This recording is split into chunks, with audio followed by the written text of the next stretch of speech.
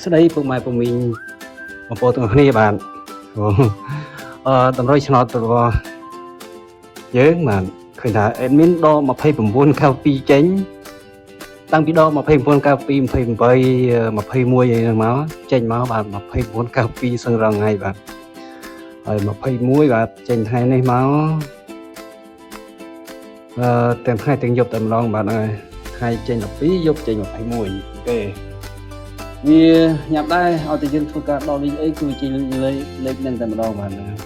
សម្រាប់ក្រុមរបស់យើងចូលមានខានចេញឲ្យ2ថ្ងៃនេះវាចេញមក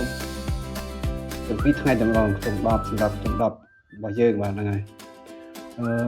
មានដាក់ក្នុង10ក្នុង30ហ្នឹងហើយសម្រាប់ថ្ងៃទី7នេះហ្នឹងហើយមានកំណត់ឲ្យអស់ហើយបងប្អូនអាចធ្វើការលេងបានបាទហ្នឹងហើយសង្ឃឹមថាវាមកចេញលេខចាស់ទៅចាស់បាទហ្នឹងស្អែកទុំ830បាទតាមដែលមានសង្ឃឹមវាសង្ឃឹមទាំងពីរទាំងឡងបាទទាំងទុំ8និងទុំ30បាទ35នឹងមកទេបងប្អូនហ្នឹងចូលមក36មកវិញមកតែមក32ទៀតបាទហ្នឹង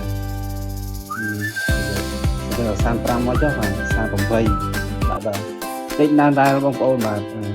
ខែហ្នឹងដាក់តលេខដានដែរទៅវាចេញដានដែរបាទមួយខែទៅមួយខែនៅតែប៉ុណ្្នឹងបាទអត់មានកែប្រែតាណាតាណីទេហើយអូខេបងប្អូនធ្វើការលេខអានហើយសម្រាប់ថ្ងៃទី7នេះមានតែប៉ុណ្្នឹងទេដើម្បីផ្ដាំផ្ញើបងប្អូនបាទខ្ញុំចាក់លេខគូវងផងបងប្អូនបាទ72 22បាទហ្នឹងហើយទៅថ្ងៃបាទ